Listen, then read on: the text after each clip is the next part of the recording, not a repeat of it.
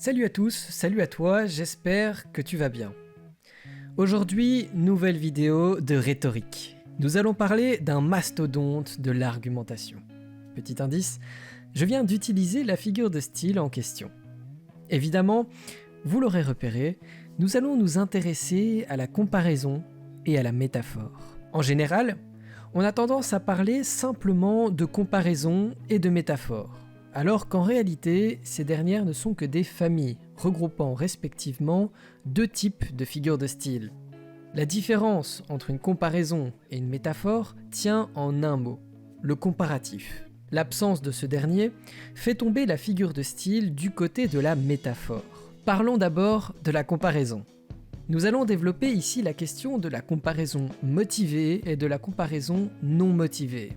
Ici, la différence est simple. On dit d'une comparaison qu'elle est motivée lorsque le point commun entre le comparé et le comparant est clairement exprimé. Ça mérite un exemple.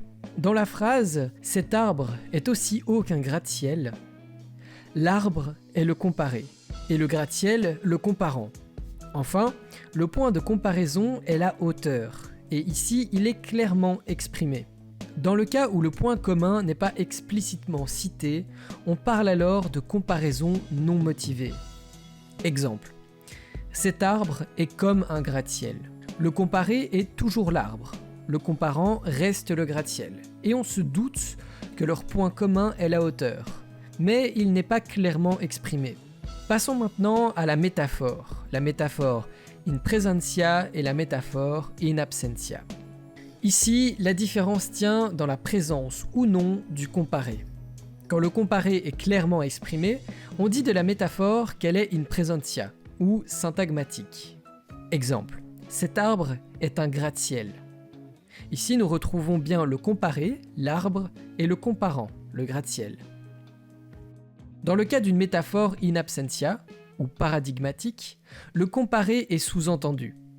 Exemple, c'est un véritable gratte-ciel. Ici, le comparé n'est pas clairement exprimé.